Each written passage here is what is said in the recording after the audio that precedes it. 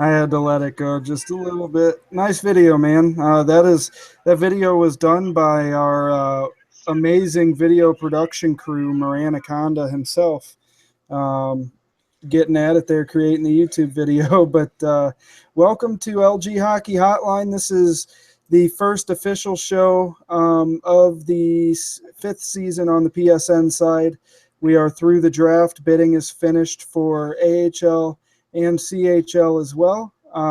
Rosters are pretty much finalized, minus one or two moves here or there, a couple of trades that I'm sure will be made, as they always are, before the deadline tomorrow. But season's coming in fast as per usual, faster each time around, I guess. But I'm here on my new setup in St. Louis, and I am back on the show, not allowing Moran to go down in the sinking ship by himself this time. I will help him captain it to the bottom of the water with him. So, Moran, what's going on? Not much, man. Season 5, here we are. Rosters are set, like you said. Players are getting ready. Teams are practicing up. There's a lot of roster movement going on right now. There's a lot of players going up, coming down. Draft picks are being brought up to the NHL, those that made the teams. We got a lot to talk about here as we move into Season 5. We have yet another wave of Xbox players coming over to the PlayStation side to play alongside us. We're excited about that.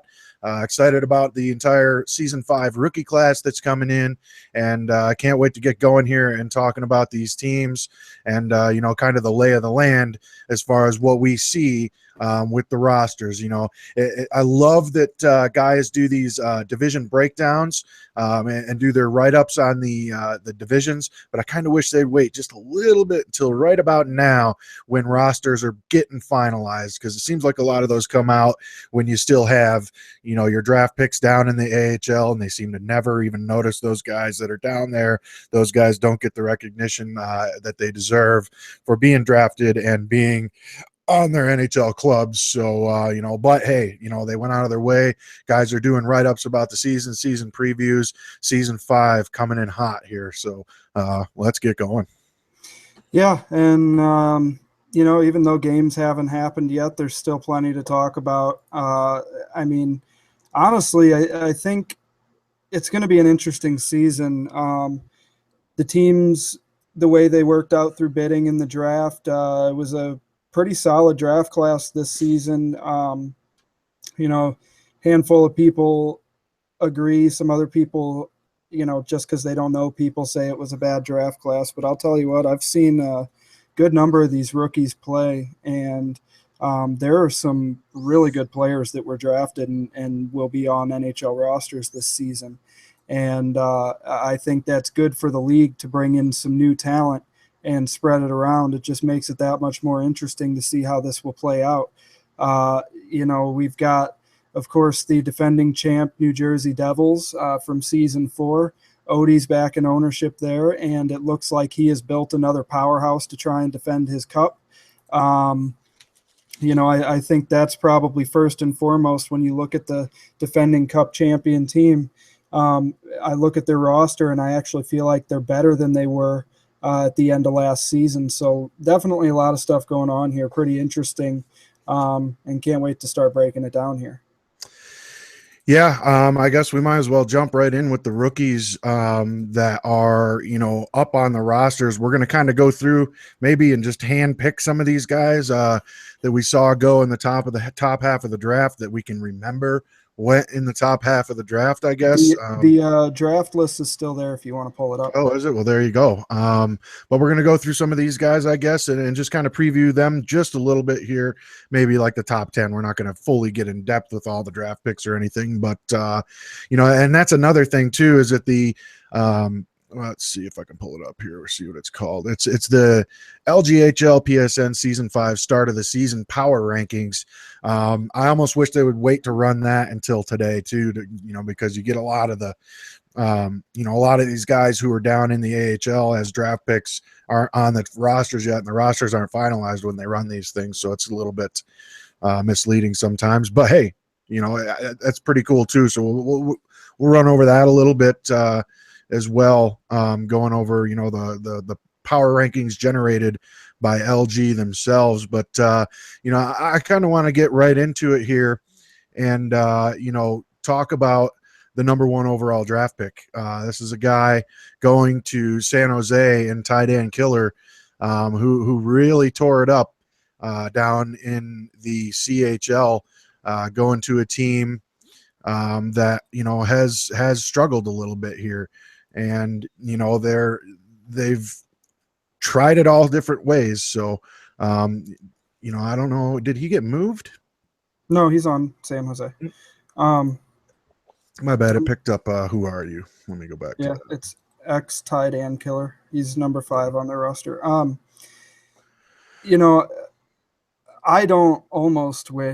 do wish that they wouldn't. I mean, if you're not allowing moves on rosters with bidding and contracts to be handed out and all this stuff, and that there's a bunch of roster movement coming, wait to release the preseason power rankings till Saturday or even Sunday morning of the first day of games for the season. Get people interested, something to look for, something to get hyped up about the morning of. That way you don't have to wait a week to see the games and then go, oh, wait a second. They didn't have these forwards on that list when this was made. Why are they so low, or whatever it may be? Honestly, looking at the list, the power rankings didn't seem to be that far off, but there were a few teams on there that I know should have been in different spots, and I'm not specifically talking about my team either. A couple of teams that caught me off guard after I saw what they did in the draft and bidding that I know are going to change. So we'll see how it looks now as we talk about these rosters. But yeah, tight end killer is the number 1 overall pick to the San Jose Sharks. When I look at their roster there, they've got their GM Guy 20, aka Go Mark, who is also a center on that team. They've got 2 solid top 2 pair centers. They've got TCX7 on that roster. We'll see who Rico plays with. We'll see who Falk plays with. I9 Stamkos is a very good forward. We'll see what they put together here and see who tight end gets to play with. I think it's interesting to see that they've got 3 of their 6 defenders are also draft picks, and tight end going as the number 1 overall pick was kind of a surprise when you saw that Big Yan didn't sign up for bidding, and picks were moved around in the top 10 there. Tight end, who had an outstanding CHL season, goes to the San Jose Sharks, and you wonder, will they count on him to be their number 1 center as the number 1 overall pick, or will he start off on line 2 and ease his way into the season? Because San Jose is desperate to finish in the top half of the division this season. Yeah, I think they've got a great mix of players over there this season, and I think this is going to be one of their better teams that they've iced. Personally, if you ask me, I think they have a good looking roster, a good set of forwards. Guy's done a good job over there helping Apex Hey, I got it right. I got it right. But adding a player such as Tydan, who's a 4-point per game player, easy in the CHL. We'll see if that could translate to the NHL. He's an outstanding player, so I think he's going to come in, hit the ground running for the San Jose team, and really give them a shot in the arm. And they have a right wing like Crazy Marquise, who's a very, very solid player himself. And then they bring up Stamkos, who's a guy that they drafted last season. So San Jose's got some firepower over there. They got Falk, they got TCX7, they got Gee, Tydan, Crazy Marquise, Stamkos, Esvik, Tarasenko. I mean, their forward group is looking strong. So that's going to be a team to keep a little bit of an eye on here to see if they've finally found the right mixture, as you will, to get themselves going and have a playoff berth this season. That's going to be something to definitely keep an eye on as we move forward, as Tydan going to the San Jose Sharks as the number 1 overall draft pick.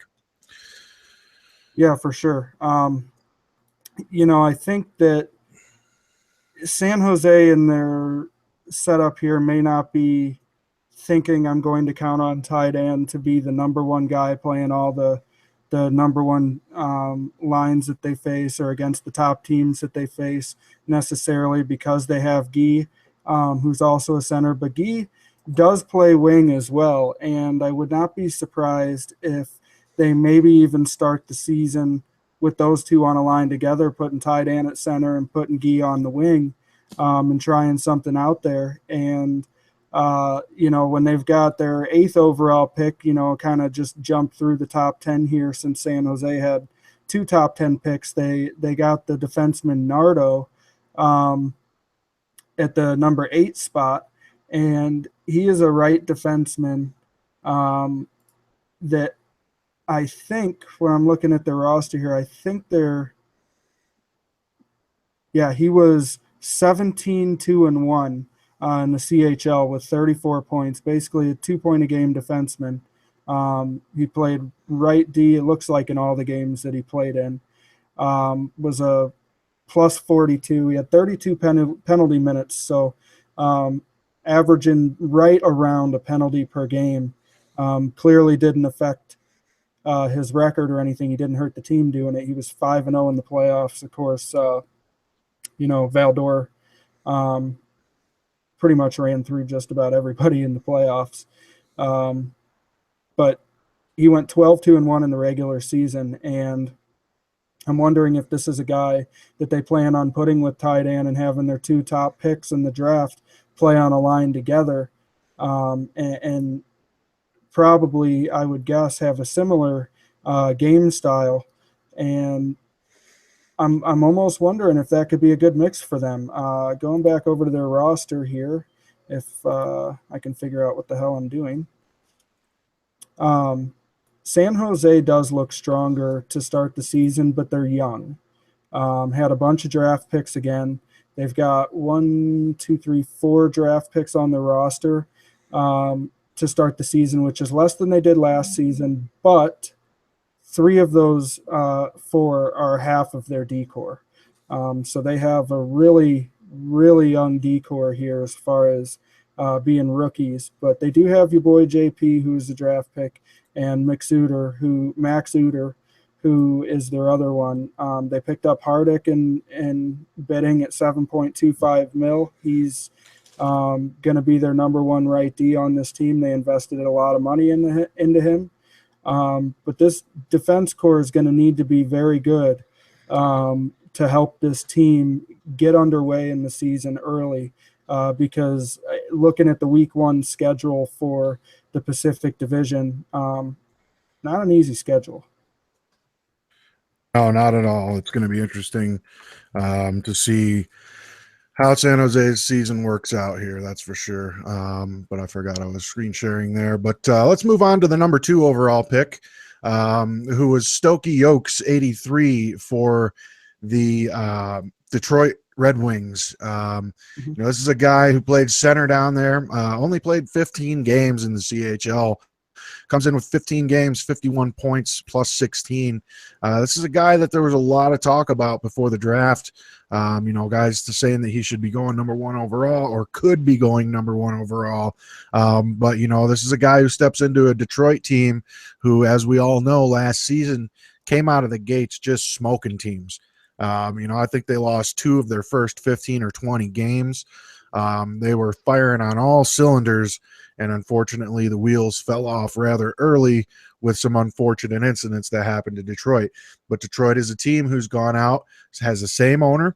They've rebuilt a little bit here. They've regenerated, and this is another team that with that second overall pick gets an outstanding player. And just a quick glance at their roster will tell you everything you need to know as far as Detroit goes.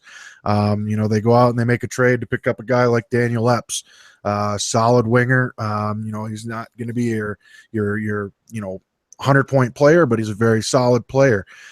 Forthy's done a good job building his team over there this season. He's got a lot of interesting players, and my favorite thing about Detroit this season is the GM that he picked. I think Beavesy is an outstanding defenseman. I loved playing with him, and I loved having him on our team last season. But that's a good choice there for Forthy to bring in Beavesy to be his GM.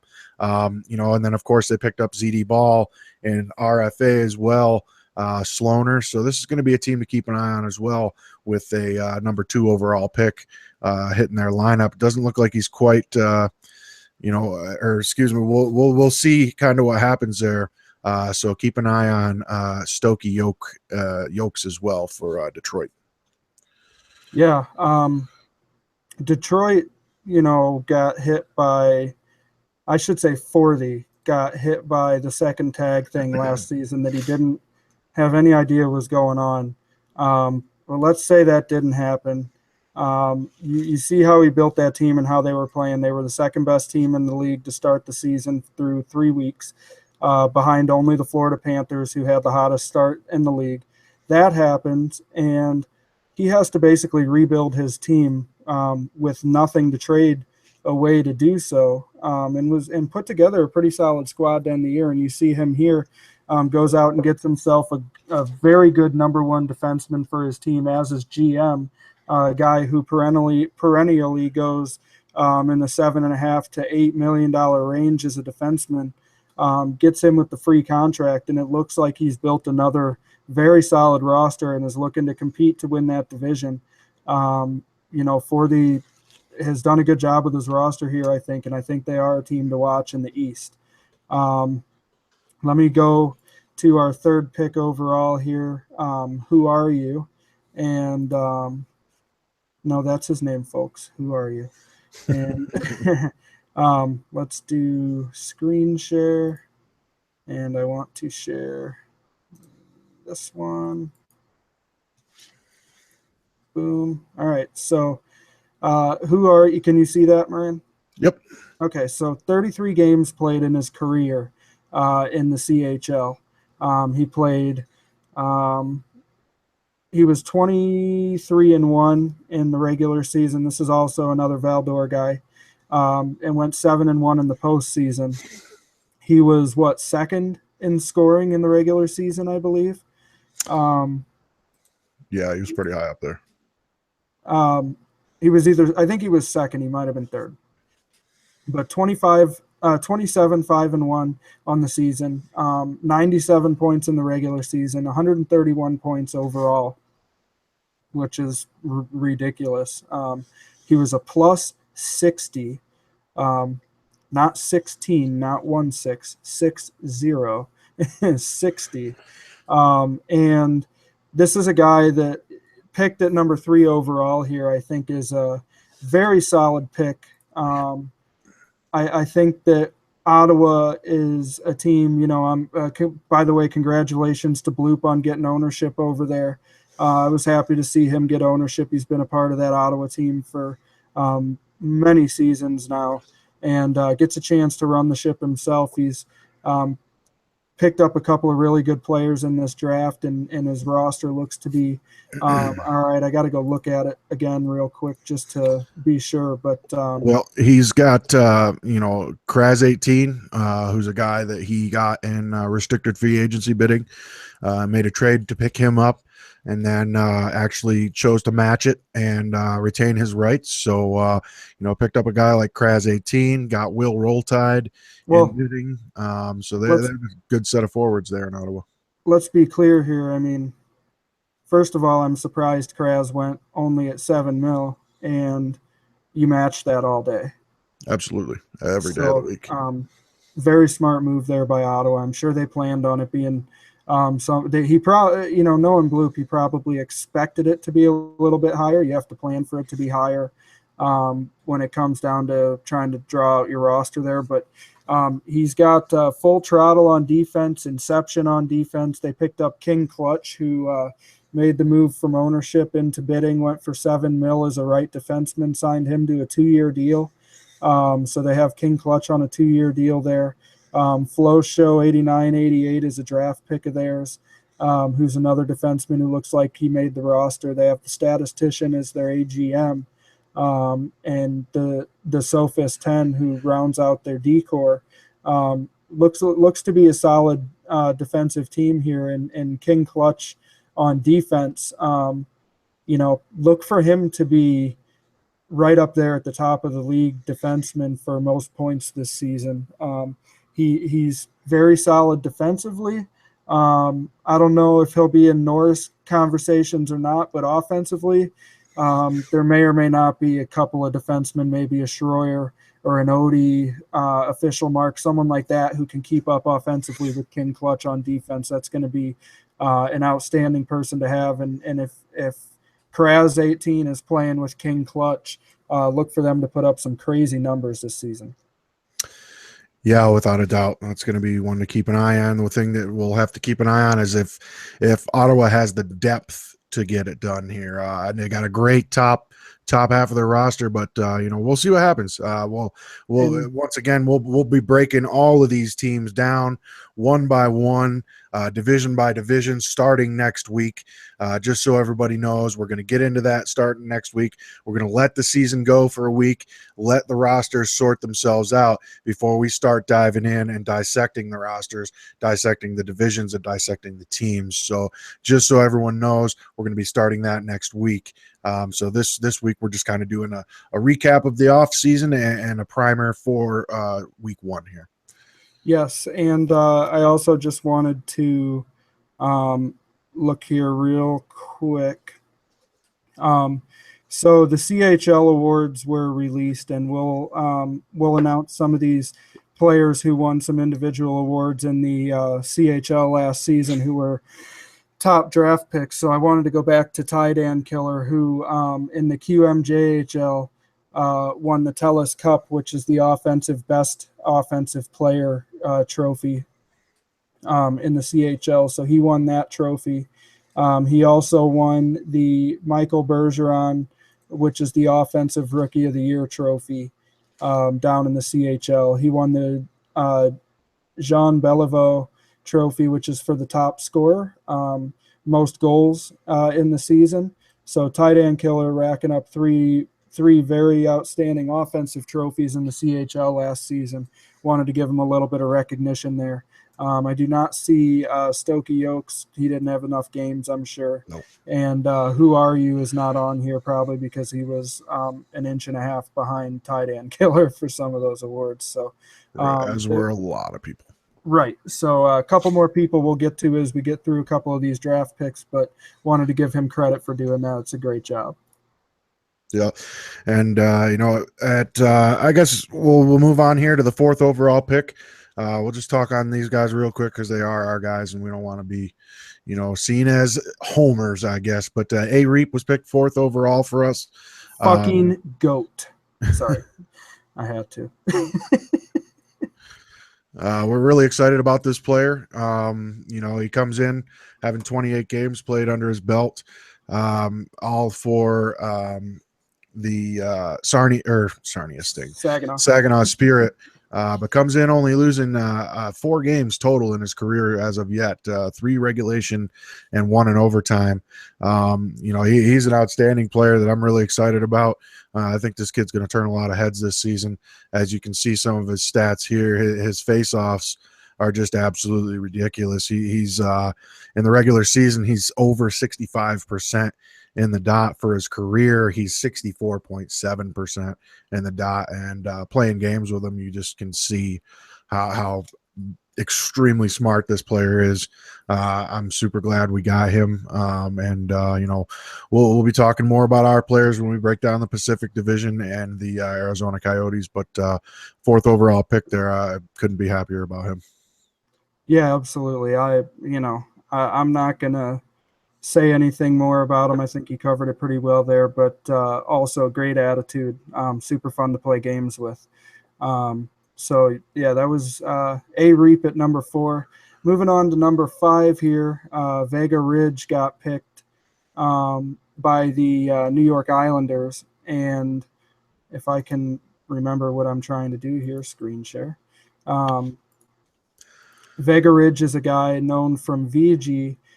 He was 9-10-2 last season, 21 games, 50 points, a -1. But over in the other league is, I believe, an NHL owner. But this guy is well known by people, not an LG yet, but is bound to be well known pretty quickly. From what I hear, he's an outstanding player and is going to help out immensely. The Islanders are going to need that help too. Those draft picks are big up high in the draft. And when you spend the kind of money that they spent on a PTP, you got to have your guys that like a Vega Ridge at $2 million. Those guys that fit under the cap like that, you want them to perform too. And if they can, then their top 2 centers are done. The Islanders, it's interesting when you see an owner and a GM combo that are both goalies, because generally goalies don't go for that much. So they've got to fit 15 skaters on their roster using the 35 mil cap. So it's going to be interesting to see how that works out for the Islanders this season. There's been some negative feedback in the league about it, about 2 goalies taking management. For me, I'm just, whatever. Let's see how they do. That's why you play the games. You can look at it on paper and say not a smart decision to have 2 goalies, but what happens if they end up going and winning that division? Then you can't say anything. So we'll see what happens there with them. They are in the Devils division. That's going to be extremely tough, as I think the Devils are going to be tough to beat on any night of the week against any team in this league. But they've got a couple of really good pieces, especially at the center position in PTP and Vega Ridge. So we'll see how he works out for them. And you definitely know he won't be the top line center, as all that money invested into PTP. So hopefully that'll take a little bit of the pressure off of being the 5th overall pick. Yeah, for sure. Moving on to the 6th overall pick, that was J77 for the Dallas Stars, who's a guy who comes in with 24 games under his belt, goes to a team that won the President's Trophy last season. He's got 24 games, 65 points, was a +4. This is a guy who played for the Barrie Colts, who made it 1 series shy of the finals, or actually, excuse me, they made it to the finals and lost to that extremely tough Val-d'Or team. This is another team that had a lot of draft picks and a lot of players come from them, is the Barrie Colts. But this is a player that goes into Dallas. I'd be curious to see with the amount of depth that Dallas has and the amount of players. I'd be curious to see if he actually gets into the lineup this season or not. But he's a very good player. I know there's a lot of people that are excited about him across the league. And, it's going to be fun to watch this guy go and play with a team. Yeah, he's penciled in for sure. He's definitely one of their centers. But, he joins the likes of Class Act, Easton's, Ghost MK, I mean, the list goes on and on and on. Sean 88's over there in Dallas. It's kind of funny that he ends up back on a team that he used to own. This team is going to be a powerhouse. They're going to be contending for the Cup and the President's Trophy yet again, and there's no way they won't be. You look at this roster, you look at their forwards, and 4 or 5 of them pop out at you right away, and then you look at their decor, and you're just like, well, Jesus, how the hell do they have any cap left? They have names the likes of Young Jack on their team. DJ, how do you pronounce his name? Which one? Daisy. Daisy D. AGD, the reactions is on this team. Dallas is going to be one to keep an eye on for sure. And they picked up a hell of a player in J77 in the top of that draft. Yeah, they did. And,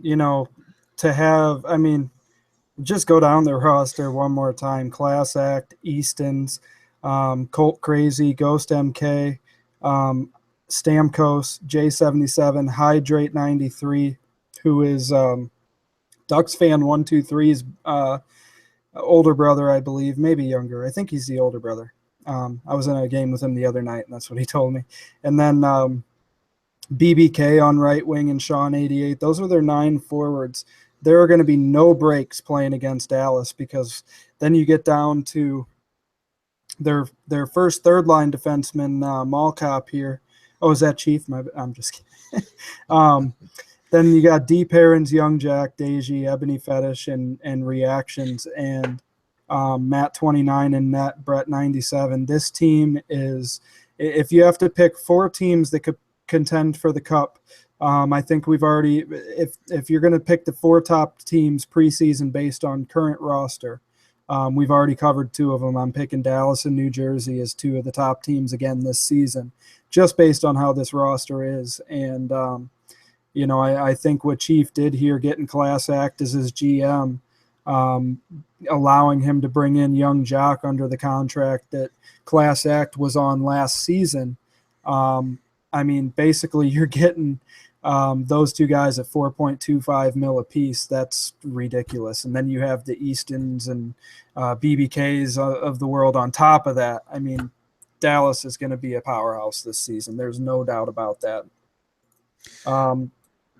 You have anything else on Dallas? Nope. All right, let's go ahead and move on to our, 7th overall pick. Our 7th overall pick this season was Jodak, going to the Anaheim Ducks. He was 34-1 in his career between regular season and playoffs in the CHL. 35 games, 119 points, plus 59. Very similar statistics to Who Are You, who was drafted by Ottawa 3 overall. 21-2-1 in the regular season, playing for the Barrie Colts. Came up they were the ones that lost in the finals, correct? That is correct. So he was on the Barrie Colts team that went to the finals and lost to that powerhouse that was Valdor, who just seemed to be they got hot at the right time, man. They were on fire. That team looked so good in just about every game they played, especially the last 2 weeks of the postseason. I got to watch probably 8 or 9 games that they played in. And that Valdor team, this Barrie team, the games that they played, they were really good. Great matchup in the final. And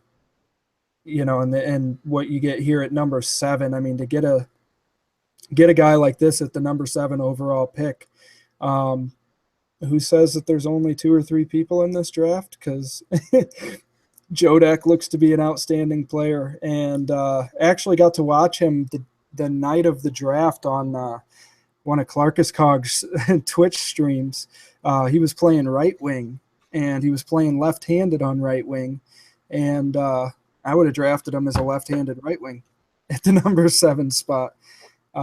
So Anaheim gets a really solid player here. He went 9-2 in the postseason with 27 points. That's right up there in the top 10 for playoff scoring. So, another very good forward here as we're about to get into our run on defensemen. Yeah, Joe Dash is going to go into a team that was down a little bit last year, but they like I said during the draft show, this is a team that went out, recognized, about halfway through the season, just before the trade deadline, recognized that they just things weren't going their way during the season in season 4, and the Anaheim Ducks, that is, who went out there and, they got rid of some pieces and they collected assets. They had a ton of picks in this draft. I believe they had 12, if not even 13 picks in this draft. And, this was just the beginning of the haul of players that the Anaheim Ducks pulled in this draft, as they got Arsal 14 at number 17 and Hall X4 at number 18, back-to-back, both Valdor guys there. But as you'll see that trend, there were a lot of guys in the top 15, 20 picks that were from Valdor, the Barrie Colts, and the Saginaw Spirit. So that's a good job. Hats off to those owners down in the CHL. But moving on, we've already talked about Nardo. He went to the San Jose Sharks at the number 9 or the 8 position. And then real quick, we'll talk about our guys and round out the top 10 and kind of move on here. Lidstrom is a guy that we had targeted who had an outstanding season for Saginaw, he just quietly went about his business the entire season long. And, at the end of the season, he walks away with the Wayne Gretzky Trophy and the Max Kamitsky Trophy and the Bombako Trophy, all trophies that he picked up in the CHL this season, and along with winning the OHL Western Conference banner. This is a guy that I really like. I was glad we picked him up. I believe one of those trophies, I think is it the Wayne Gretzky or is it the Max Kaminsky?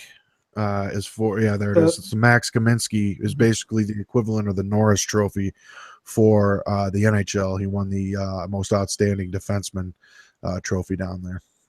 Yeah, that's the individual one that he won. Right, for sure. He's a really good defenseman, and I'm glad to have him on the team. I was definitely excited to see him win those awards, because after playing with him and talking to him, very nice kid, and watching him play, I'm not surprised at all that he won those awards. Basically a point a game defenseman in the season last season, 32 games, 30 points, plus 45. 9-1 in the playoffs. His only loss coming in their very last game. They lost to the Barrie Colts, who went on to play in the finals against Valdor after beating Saginaw. And Saginaw was a team that a lot of people were picking to be in the finals against Valdor. A lot of people thought it was going to be Saginaw versus Valdor.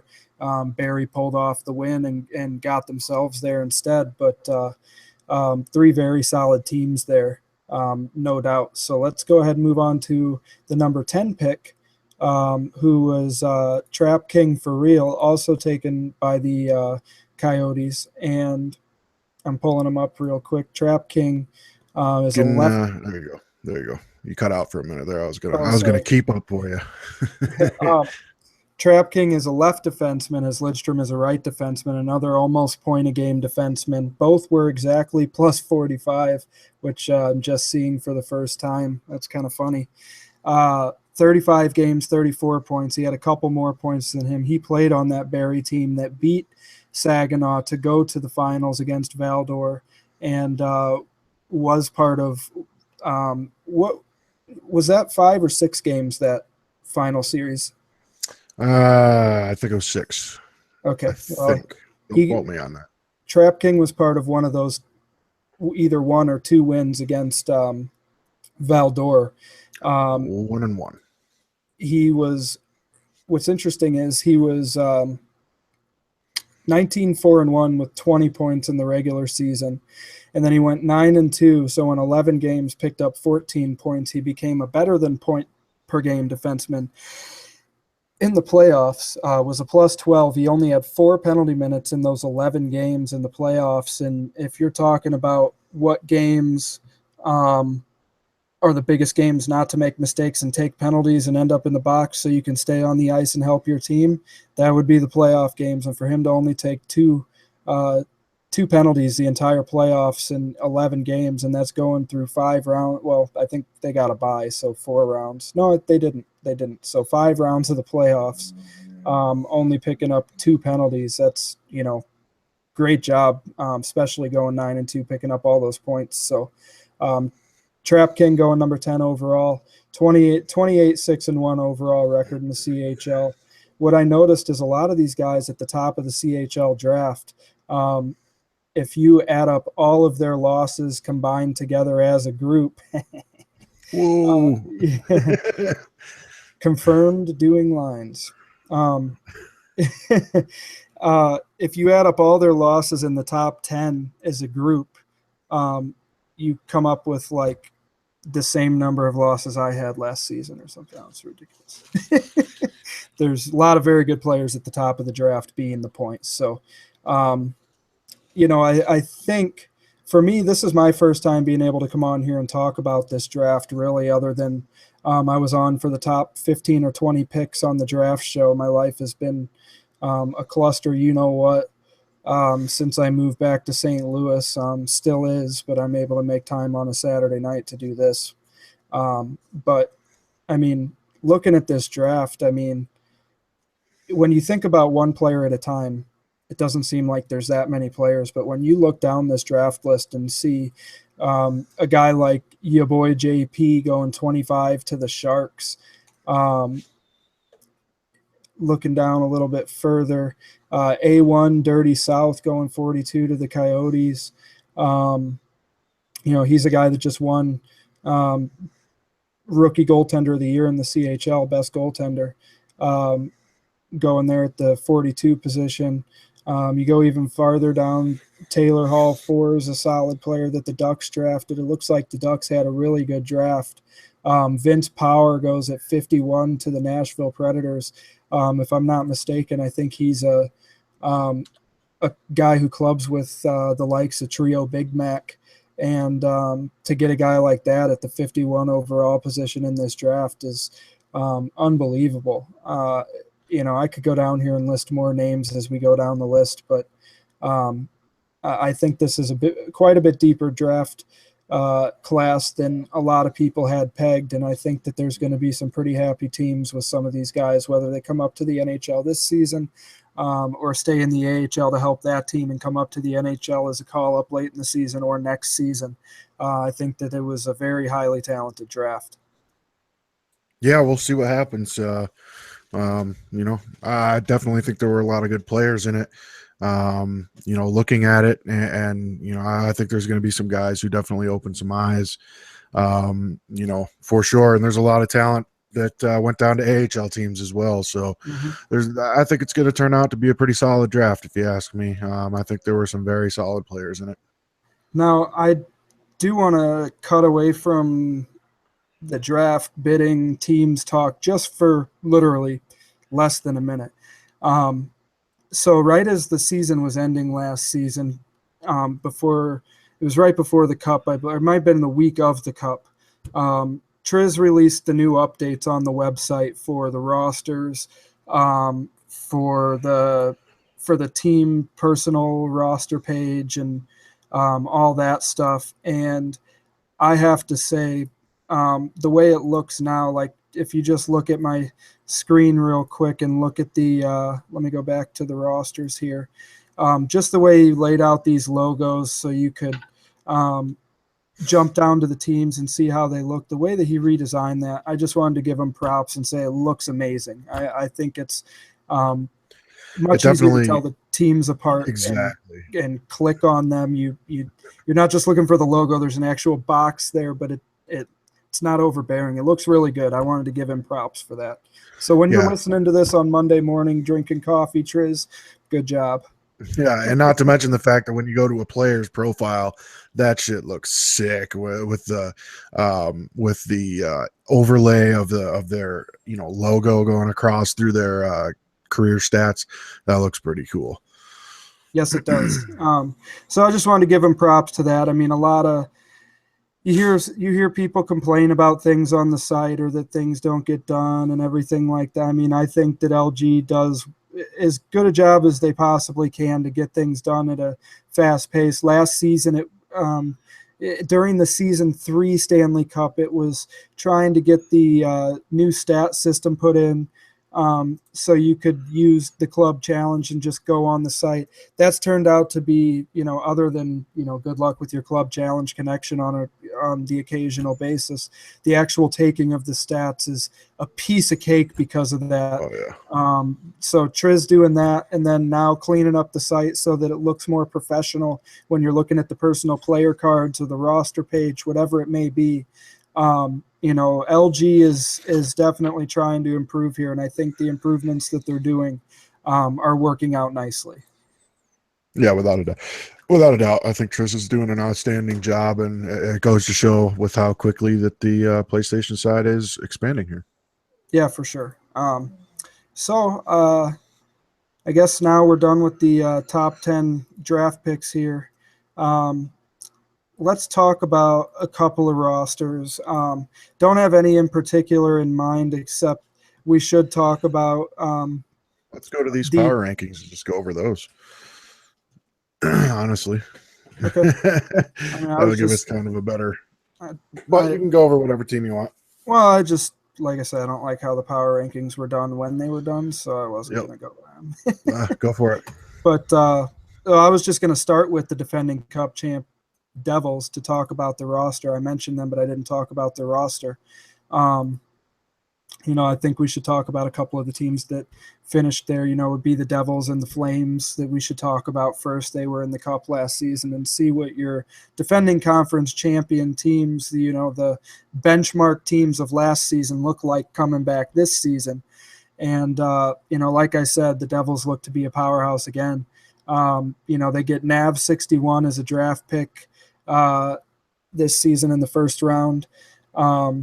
Another big move, we hadn't talked about it yet, but their goalie, Rhino 1354, who decided to play goalie last season, was actually better known as a left winger, especially back in season 2 with that Rockford Ice Hogs team, where after the whole point scandal happened, Rhino led the league in points that season, and then didn't sign up for season 3 and then went goalie in season 4. So this will be his first season back at left wing since that season that he led the league in points. And New Jersey kept him in RFA bidding. He was on a two-season $500K contract as a goalie.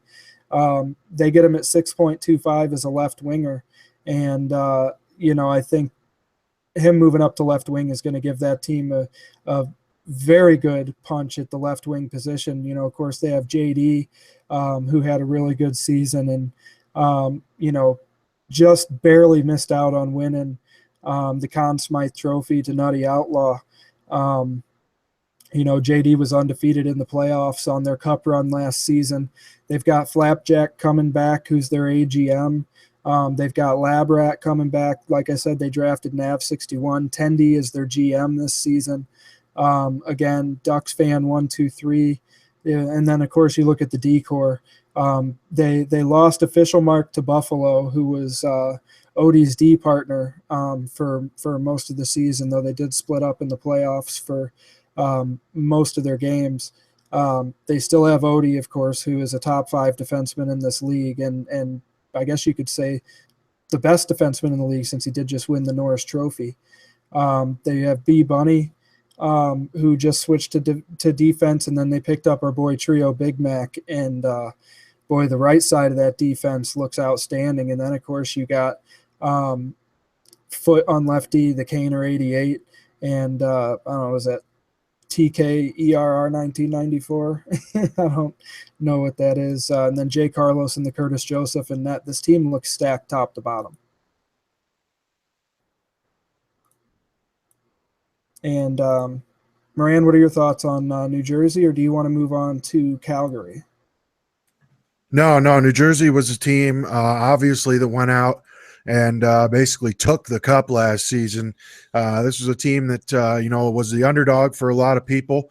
A lot of people had Calgary pegged to win that cup.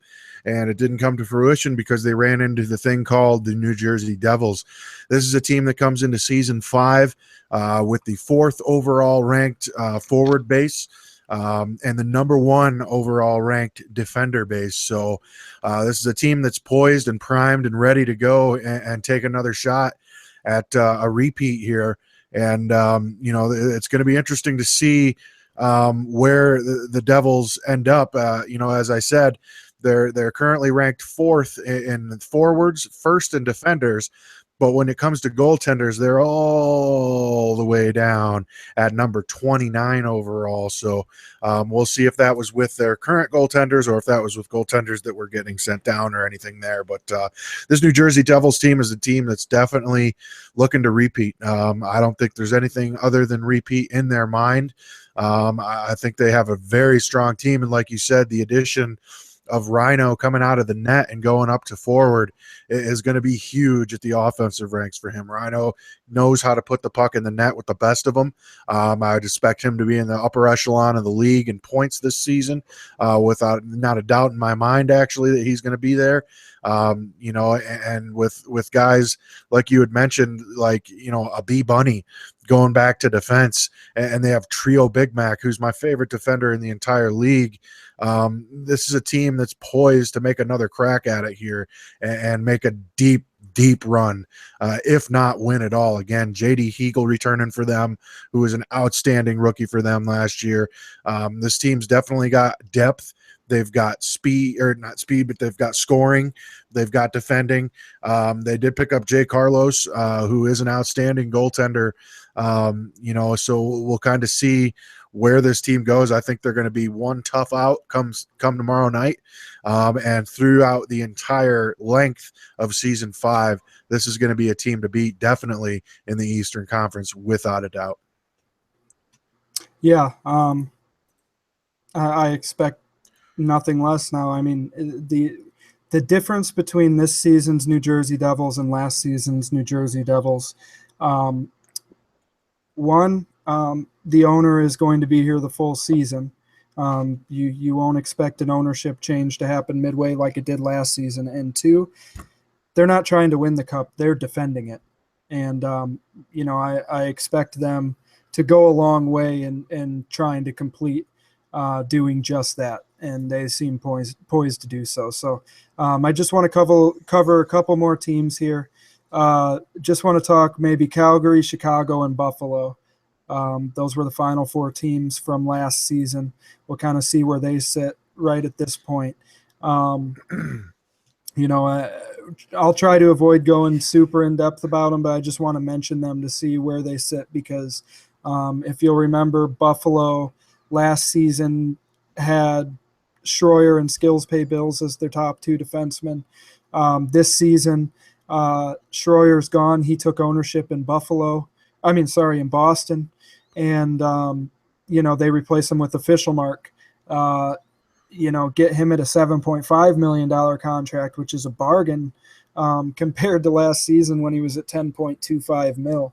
And, of course, Schroyer being at $11 mil last season. So they fit in a defender who is at that same elite quality, and they get him, for, basically $3 million less. But getting Skills Pay Bills back on right D this season is big for Ryan. They went and brought in Terry Tor from Calgary, made a trade. I believe they traded Nuge for him. Yes, they did. So Nuge got traded to Calgary for Terry Tor. They have Jay Falcon, 21, who was the GM of the New York Islanders last season and was probably their best player. It's Johansson, 92. His rookie season, Moran, he, started off, it didn't seem like he was going to carry the same type of success he had in that season 2, where with Rochester, he was, one of the top 3 players in the league. And slowly but surely, Johansson has become a bigger and bigger player on that team. And by the time they got to the playoffs last season, had really started to hit his stride and play outstanding. And if they can get that kind of play out of Johansson again this season, they're in really good shape. They got him back at $3 million in RFA. which is an outstanding price for him. And then, of course, Ryan's new GM is Pinder, straight psycho, getting one of the best defensive forwards in the league in as your GM. Him, and then picking up Riz on right wing. Buffalo looks to be a really solid team here, especially with Schneider and Ryan battling it out in net. Yeah, I mean, I'm just confused at something here real quick. I'm trying to figure out. Yeah, that's outstanding getting Riz hit. He's only got $1 million on his contract, which is insane. I mean, that's just laughable if you ask me. I mean, that's one of the best contracts in the league, if you ask me, and that's hands down. But that's crazy to me. But Buffalo is definitely a team. We'll see. I think they definitely have solid goaltending in Ryan and Schneider. This is going to be, and obviously they have Skills, who is one of the top defenders in the league. With Pinder on at the forward ranks for them this season, that's going to be a huge add. But we'll kind of see how this team goes. I don't at first glance think they look quite as strong as they did last year. I mean, when you remove guys like Woy and Schroyer and some of those top guys. I mean, yeah, Woy did go earlier in the season, but he went for Schroyer, I believe. Yeah, that's right. Maybe. Yeah, I think he did. But they're definitely missing some of those upper echelon pieces, but they do have some of those upper echelon pieces. An official mark. Jay Stevens is a guy to keep an eye on. See if he can get it done in the NHL at the NHL level. I know he's been in the NHL for quite a few seasons over in VG, former owner, and actually the guy who got myself personally into management over a year ago. He was the guy who actually suggested me to Untouchable to be his first owner or first GM in LG. So that's where Jay Stevens comes from. And then Dude Man Ryo is a close friend. Very solid player at a $500K contract. That's a great contract to have him at. Who's a very solid defender. It'll be interesting to see what Buffalo does come season 5. They're going to be one to keep an eye on.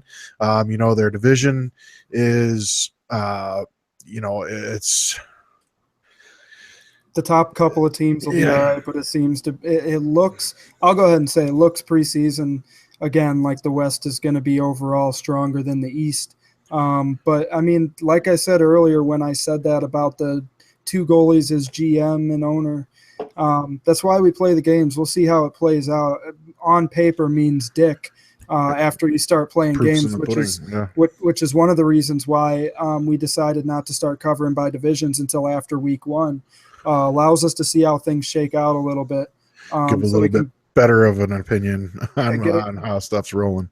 Try and get a gauge on how it's going. But we also know that can be ridiculous too, because, we were lucky enough to make the playoffs the last 2 seasons, and having literally like the worst or second worst start in the entire league both seasons the first week. So who the hell knows what 1 week means, but hopefully give us a better idea. So moving on here over to the Western Conference. Let's talk about your defending Western Conference champion Calgary Flames, and they still have Big J Aote over there as the owner. He brought in SJU Soccer to replace Frost as GM. Long story short, Frost was going to go to take AHL management, and I guess that didn't happen. So he is not there anymore. SJU Soccer, who is an outstanding forward, takes over there. He's going to be a really good first-line center for Calgary. I think that's a great player for them to get. They make a trade to bring in Nuge and Lord Finesse, 2 really talented wingers, both on very good contracts. Lord Finesse has just continued to re-sign season after season, keeping his contract down at $2.25 million now in season 5. He's an outstanding player for them to have. He's a very good forward. I like playing with him a lot in IHL, I played a couple of games, and then just watching him, I like the way he plays. So I think he's going to be a really good addition there. They have Slamorama as another right winger, and then Marcus at center and making the move from D this season. And then, of course, you got DeBard over there who made the switch from right-handed right wing to left wing and had himself a season last season. So we'll see if DeBard's able to keep up the pace on what he did last season, this season. And if he can, Calgary looks to have a very solid forward ranks set up. And then, Moran, go ahead and take it through their defense and goalies. Well, I mean, when I first glance at Calgary, the thing that jumps out to me the most is, Xbox. I mean, I think over half this team is Xbox guys. I mean, correct me if I'm wrong, but a lot of these guys are coming over from the Xbox, and a lot of them landed on the Calgary Flames. Nuge, as we all know, is a huge guy over on Xbox, or was at one point in time. Has a lot of followers from Xbox. But their defenders here, there's a lot of guys here that, I mean, straight up just have to be Xbox, because I mean, some of these names I'm not familiar with personally, but they're all, at decent prices. They have Wild Samoan, Dazi, ML Jesus, Continuous Cycle, Red Mile 89, Tar Pit. These are all guys that I'm sure everyone's going to be familiar with at the end of the season here, as we have all learned, as the reigning Jack Adams trophy winner is Big J Odie, and he knows how to put a team together. We'll see how they do without the leadership of Frost over there last season, who I think did quite a bit for that team. But they still have an outstanding team. This is still a team that's definitely looking to get back to that Cup final and take the hardware home with them this season. They had the one and only who switched back to goalie. And for a lot of guys on the PlayStation side who may or may not know, I do believe he is a top goaltender on the Xbox side, or was for a very long time. So he's well known as a goalie on the Xbox side, and he's finally jumping in net over here on the PlayStation side. So that's going to be a guy to keep an eye on in between the pipes for Calgary for sure. He's definitely got what it takes to shut teams down and take over a game by himself. So their goaltenders are going to be extremely strong this season, and they lost Burns and Pat Dean. So they have new goaltenders between the pipes on this team this season. They have a little bit of new everything all over, but they do have a lot of returning players as well. They moved some pivotal pieces out, like Terry Toronto. They moved Jay out. Frost isn't there, but once again, as we've all seen, Jay can build a team over there in Calgary, and I would expect them to definitely be in the conversation when the dust settles this season. Yeah, they're going to be in a good position to defend their Western Conference title. And another thing is they have their same AHL management group with Loops 19 and Biggie Biggs returning down there. Look for them to be defending that Calder Cup that they won last season as well. I think that the Calgary Flames will be a competitive organization from top to bottom, AHL and NHL this season again. Just proving that you're right. Jay does put together and run a good team. We'll see how it. We'll see. This is going to be an interesting season in the summer with it being summer and people having vacations. We'll see how everybody's availability on these 30 teams ends up. Hopefully, it doesn't become a big issue at any point for anybody, but it'll be an interesting season to see how this works out. But Calgary does look to be tough again. And then the last team I wanted to talk about were the season 3 defending Cup champions, Chicago Blackhawks. This team, Piper takes over ownership here as he did mid-season last season. He decided to return. They got Kearns at $2 million last season in bidding. He won the Vezina and had him on a 2-year deal, so he's back. They pick up Primetime as the GM. He leaves St. Louis to be the GM in Chicago, and poor Barris. He lost his GM and his owner from the Blues last season to take owner of the Blues this season. So congrats, Barris, on ownership. But his owner and GM take GM positions in the same division against him. So that ought to be an interesting. The Central has been the toughest division in the league the last couple of seasons, and I wouldn't be surprised to see it possibly that way again. But Chicago picks up Geno Snipe at $6.25 million. He's a very good left winger. That's probably a little high for him, but they had the cap, and it was late in bidding, and he was by far the best left wing left available at the time. But I don't think they'll be disappointed with how he plays. And if you can afford him, hey man, go do it. They get Gucci Mane coming back. Of course, they have Serp X13 still on there. Bretsky 88 is a guy that they brought in a $500K contract. They pick up Danny Briere at $7 million and sign him to a 3-season deal. And then they bring in Holy Coley on right wing, one of our PB and J buds with quick shout out to Carmstrong, who is back and in the CHL. Hi buddy, how you doing? He told me to give him a shout out. Sorry. So they have Deji 99. Here we go again. New season, same old shit. Literally. Deji 99 returning on defense. They got him at $1.25 million on a good contract. Pure 88 on D. They got it $500K. Then they brought back Canuck, FTC. Darris, otherwise known as Greatest Ever on D at $5.5 million, and then Ramon again, still at $500K. He was on a 2-season deal, and then Shekel is the backup goaltender. Chicago looks to be a solid team, and I'll never pick against a team with Piper on it. I mean, I won't. No, it's going to be interesting to see what Chicago does this season. It's the first full season, post Scoots era in Chicago, as Piper takes over this team, and he looks to put his stamp firmly on this team moving forward. They have a lot of interesting names over here, like you said. Geno at 6.25. Halaknis is a guy they picked up at a $500K deal. Extendo turns around and re-signs. Serpy, of course, is over there in Chicago. Bretsky, Holy Coley, and then they got let's see, where's this thing at? Danny Briere, Holy Coley, but their defensive core I think is going to be good with Prime Time being the GM over here now. He's a very solid defender himself.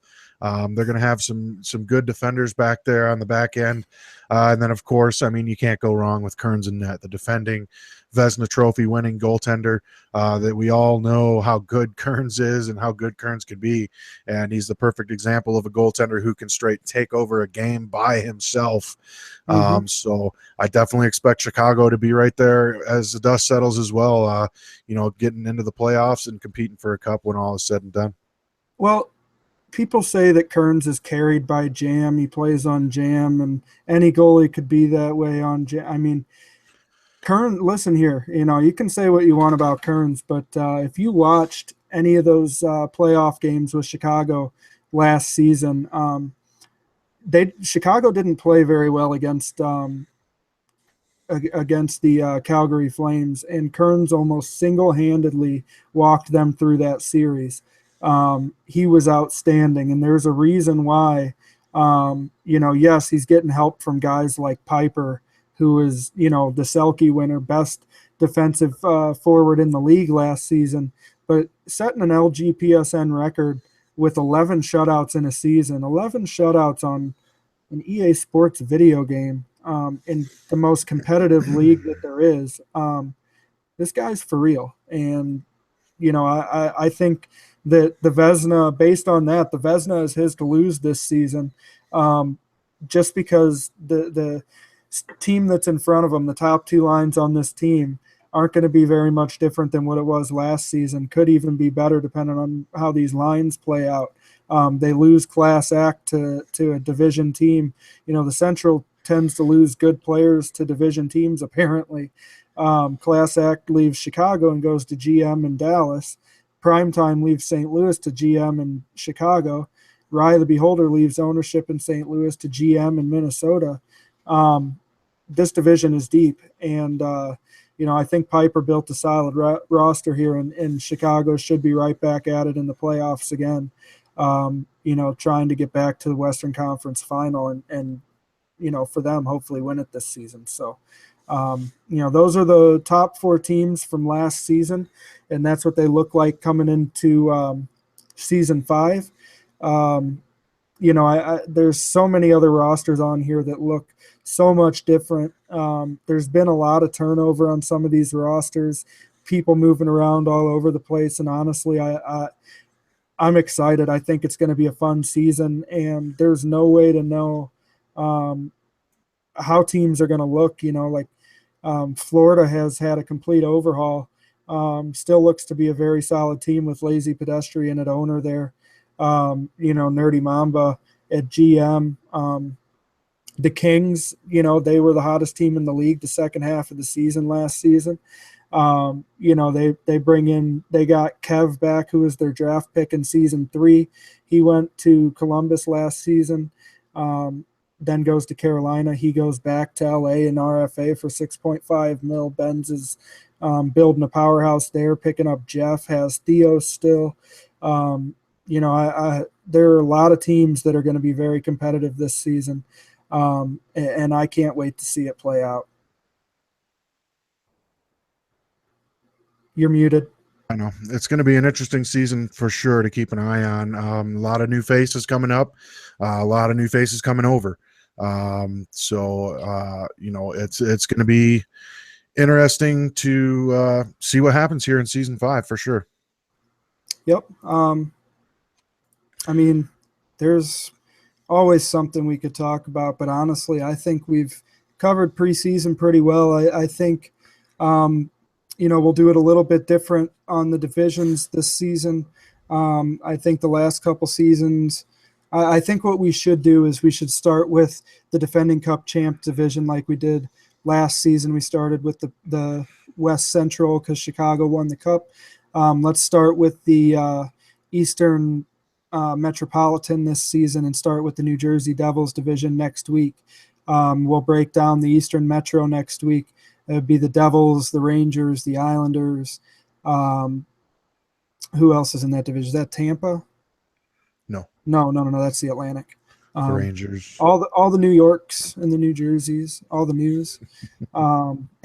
Pittsburgh, Washington. Yeah, Pittsburgh, Washington. Yep. So a couple other teams too. We'll get to you next week. That's what we'll cover. And good luck to everybody.